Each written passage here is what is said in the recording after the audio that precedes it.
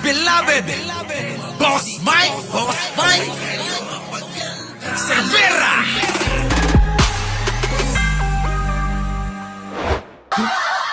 Grabe to, mga kababayan ko.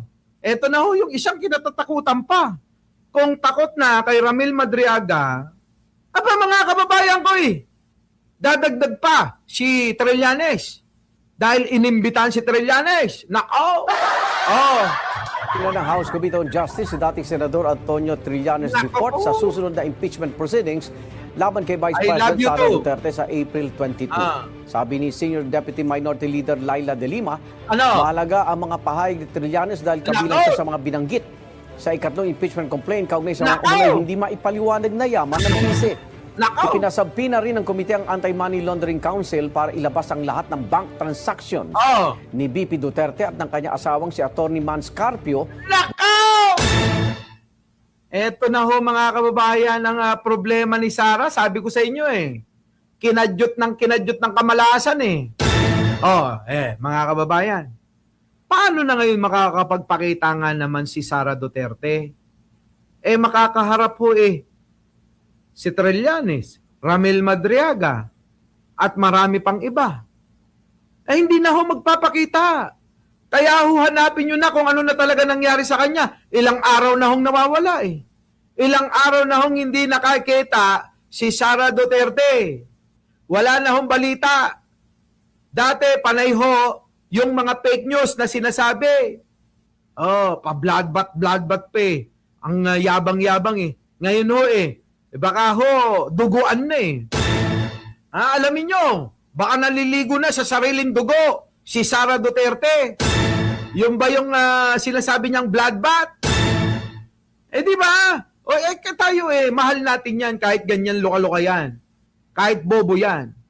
Yung sinasabi natin pag-aalala sa mga kinaukulan na may nakakaalam kung saan nagkukulong si Sara Duterte, abay alamin nyo baka naliligo na ho sa sariling dugo.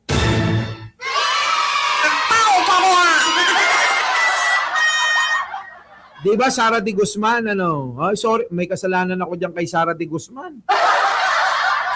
Yung order niya, inabot ng 1 taon bago ko na-deliver. Sobrang busy ko kasi Sorry Sara de Guzman Alam ko naman na alam mo naman mahal kita. At alam ko naman na hindi nabawasan yung pagmamahal mo sa akin. Di ba Grabe Ano kaya nangyari kay Sara tuloy. Eto ho mga kababayan. Nagdidelikado talaga si Sara Duterte dito kay Trillanes. Yung tatay nga niya gustong paluin ng mic di ba? Di ba?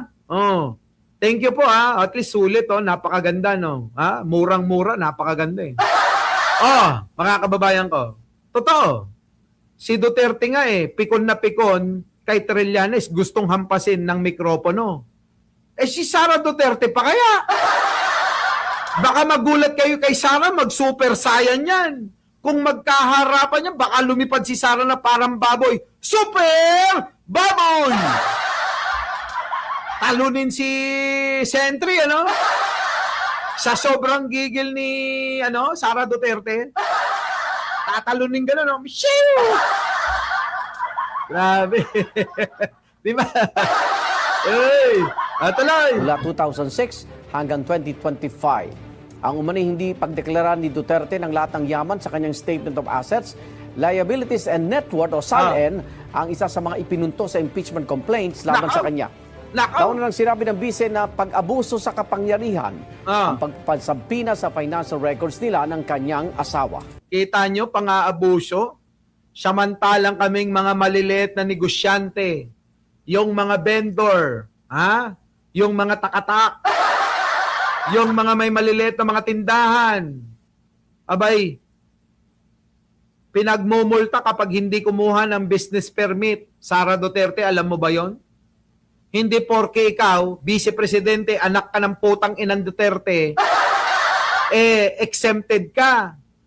Walang pinipili dapat yan, tandaan mo. Kung kailangang may ipaliwanag ka, kung mayroong dapat patunayan, lahat dapat ibigay mo.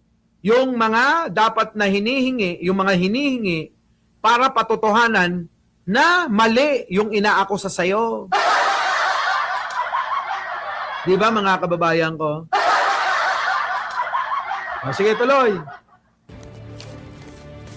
Ayun, mga kababayan ko, hindi lang yan. Hindi lang ho yan, meron pang isang dagok. Ano yung dagok? Pasok! Nagigipit si VP Sara sa Ayan na nga ba sinasabi ko? Lalong nagigipit si Sara Duterte sa kanyang confidential fund. O, di ba? Iba-iba ho yung kinakaharap na problema ni Sara Duterte ngayon. Kita nyo ho, sabi ko sa inyo tuloy-tuloy ang kadyot ng kamalasan sa kanya. Di ba? Sa lahat ng kadyot, mga kababayan, ito yung nakaka-stress. Takatak ka ng salapi. Di ba? Sa lahat ho ng kadyot, ito ho yung nakaka-stress. Kasi yung alam kong kadyot, pagkatapos ng kadyot ko, hinang-hina ako unang-una, makakatulog ako pangalawa, paggising ko, ang gaang-gaang ng pakiramdam ko. Yun yung alam ko na masarap na kadyot. Pero yung kumakadyot kay Sara Duterte, puro stress ang daladala eh.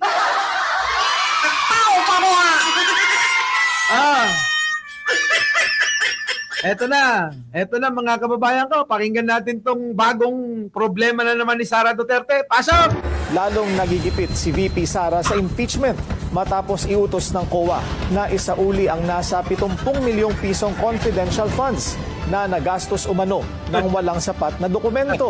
Ito ang agenda report ni Isaiah Mirafuentes. Nakakante. Kabilang sa nagpapabigat ng impeachment complaints na kinaharap ni Vice President Sara Duterte ang paglustay niya umano sa kanyang confidential funds.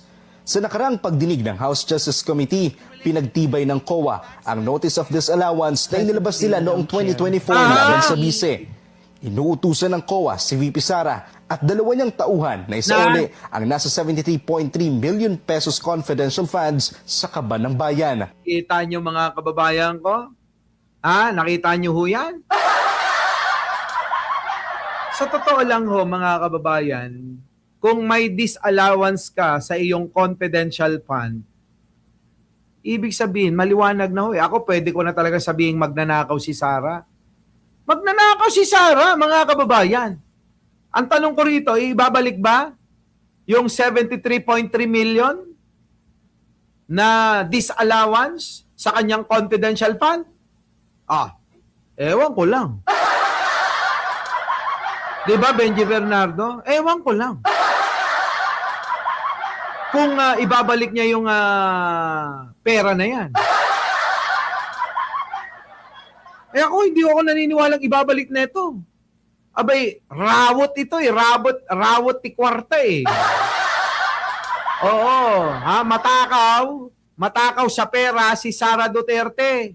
Mukhang pera ito eh. Diba? Mukhang pera. Sige tuloy. Matapos silang mabigo umanong maipaliwanag kung saan nila ito nagastos. Kaya ang ilang mambabayan. Ayan na. Sabi ni Gemma Garais dito, Boss Mike, yung pera pa ng mga teacher sa GSIS, abay, kinikback din. Grabe, no, mga kababayan. Ang tindi-tindi mo talaga, Sara Duterte. Ibang klase ka. Atas, may hamon laban sa bise. Para kay House Deputy Speaker Paulo Ortega na nag-endorso ng Cabrera impeachment complaint laban kay VP Sara. Kung totoong for accountability ang bise, dapat nang isauli ang perang pinababalik ng COA. Dapat lang talaga. Ako, panigo ako dito. Payago ako dito kay Paulo Ortega. Oo, di ba? Mga kababayan, pinasusoli ng COA. Ang COA ay isa lang ho sa mga ahensya ng gobyerno na bumabalanse sa ating mga kayamanan, sa mga pondo na lumalabas, sa mga tauhan, sa mga public official. Ngayon mga kababayan ko, tulad ni Sara Duterte na public official na kumuha ng sandamakmak na pondo sandamakmak na kwarta ng taong bayan, ng gobyerno, dapat niyang ibalik yan. Ibalik mo, Sara, yung perang ninakaw mong hayop ka, putang ina mo. Oh, mga DDS, pera natin yun. Maliban na lang kung inubos sa inyo. Diba, Charlie Whiskey, ano? Totoo eh. Totoo, mga kababayan. Pera natin yon. Oh, 73.3 million. Marami hong matutulungan yon. Kung tutulong ho tayo sa pamimigay ng bigas, ibibili po yung 73.3 million ng sako-sakong bigas, mga kababayan ko, napakarami ho niyan. Oo, kukulangin yung bodega ko para ho mapagkasya yung 73.3 million na bigas. Oh. 'Di ba? Marami hong matutulungan. O marami ho tayong mga kababayan na kulang ang kinikita. Kinakapos. Oh, 'di ba, Mel Rodrigo? Oh. Wala ho eh. Para hong wala hong interes, Francis Banta. Ano? Walang interes si Sara Duterte na ibalik yung pera. Tumakas na ba? Tumakas na nga ni si Sara, sabi ni Noel Sasi. Paggising, kadyot uli. Matakaw sa pera si Inday Sayad Lustay. Mga kababayan, kukontrahin ko pa ba yung mga sasabihin nyo? Totoo naman. Totoo naman yung sinasabi nyo eh. Maging ang Makabayan Block, sinabi ng disallowance ng COA ay patunay raw na may naging irregularidad sa paggamit ng bisi ng pondo. Pinatunayan raw ng COA na walang dokumento na susuporta na maayos na nagastos ang pera. G3 ng Makabayan. Grabe no, mga kababayan, ano? Pinatunayan daw ng COA, trending channel. Boss Mike, bakit pag ikaw nagmumura nakakatawa? Kasi bagay sa akin magmura. Alam nyo, yung pagmumura, may binabagayan din yan kung sino yung nagmumura. Subukan nyo magmura yung mga pangit na DDS na mga vlogger nila. Tingnan nyo yung mga itsura. Hindi sila bagay di ba? Hindi bagay. Kasi parang ako yung nagmura, parang ang sweet ko pa. Tama, mali. Di ba? Tama? So eto na ngayon, Pacquiao Beats. Yan, no?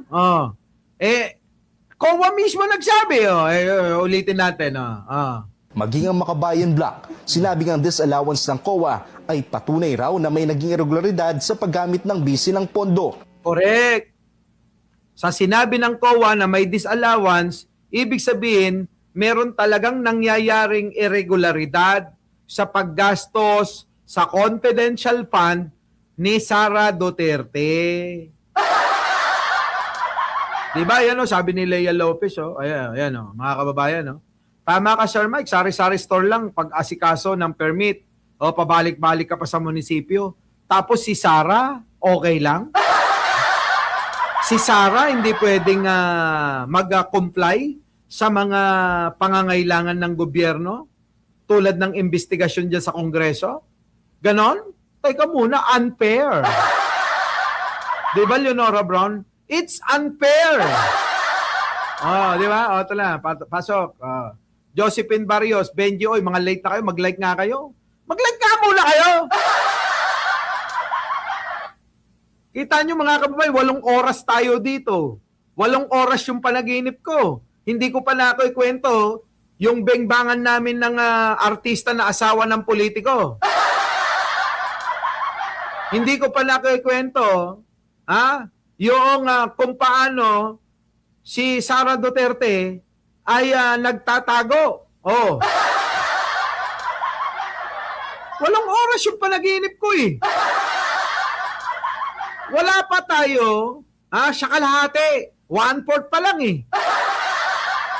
Diba?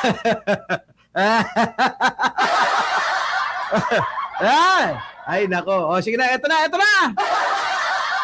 Magsipag-like na kayo. Oh, tuloy. Pinatunayan raw ng COA na walang dokumento na susuporta na maayos na nagastos ang pera. Oh, pinatunayan daw ng COA, mga kababayan, na ginastos ni Sara Duterte ang kanyang confidential fund nang walang maayos na ebidensya, walang makakapagpatunay, walang ipinasang patunay ang opisina ni Vice President Sara Buday Lustay Duterte Baliw.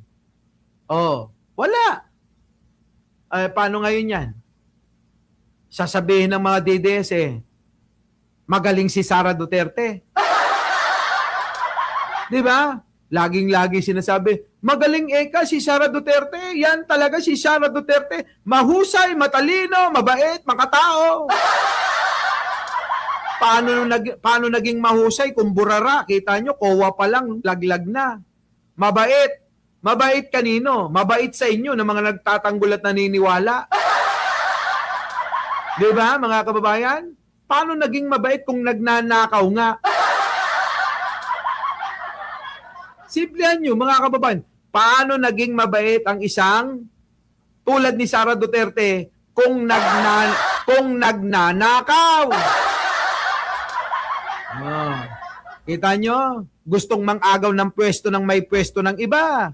Vice Presidente ka na, hindi pa rin magkasya sa'yo. Gusto mo pang agawin ang pagiging presidente ni Pangulo sa kahit anong paraan, kahit pumatay kayo. Kahit na maisaalang-alang ang interes ng taong bayan, wala kayong pakialam. Kayong dalawa ng tatay nyo, mga potang ina nyong dalawa.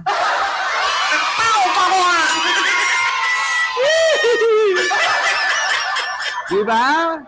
Diba, mga kababayan? Wala silang pakialam. Gate 3 ng Makabayan Block na pinalalakas ng COA ang duda ng publiko kaugnay sa naging pahayag ni Atty. Michael Poa, ang dating Chief of Staff ng BISA sa DepEd, na reimbursement ang binigay na cash envelope sa kanya ni Duterte para sa agenda. Yan, mga kababayan, hindi rin masagot. Hindi rin alam nung si Spade. Hindi alam nung Spade, mga kababayan, kung saan din dinala talaga ni Sara Duterte yung mga pera na hinahanap ng taga-COA. Kiyan, di ba? Sabi ko nga sa iyo, 8 oras yung panaginip ko. Wala pa akong almusal. Wala pa akong merienda. Yung tubig ko, gapatak na lang ang natitira. Di ba? Pero nandito pa rin ako, hayahay, buhay na buhay. Our beloved Boss Mike Cervera.